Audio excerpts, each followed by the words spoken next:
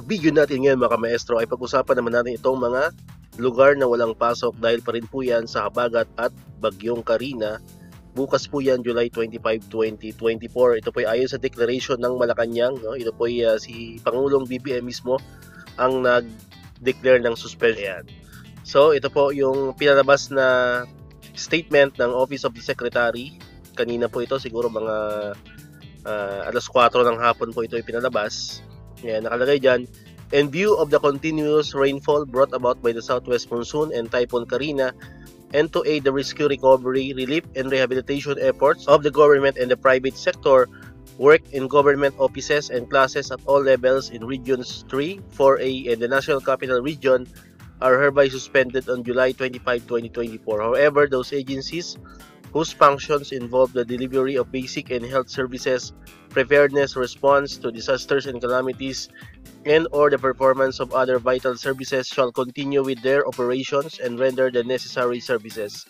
The suspension of work for private companies and offices is left to the discretion of their respective heads. Alright, so yan po maliwanag kasi nga ang buong National Capital Region po, ang majority ng mga provinces sa Calabarzon at Central Luzon ay nakaranas po ng matinding pag-ulan nitong mga nakaraang araw.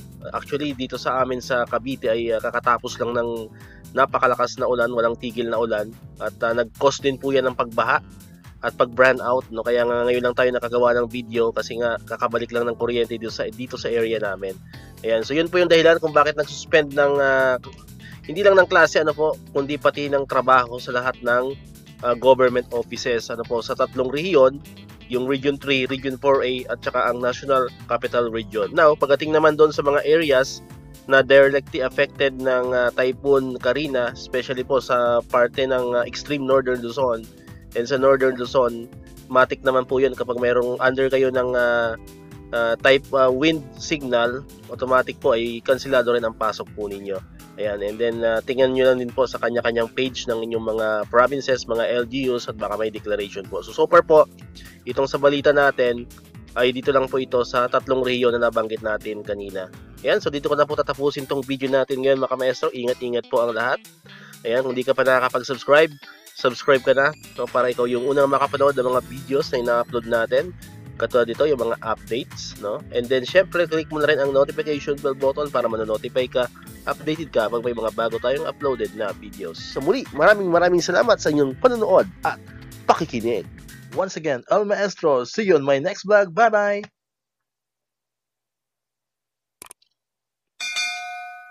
1, 2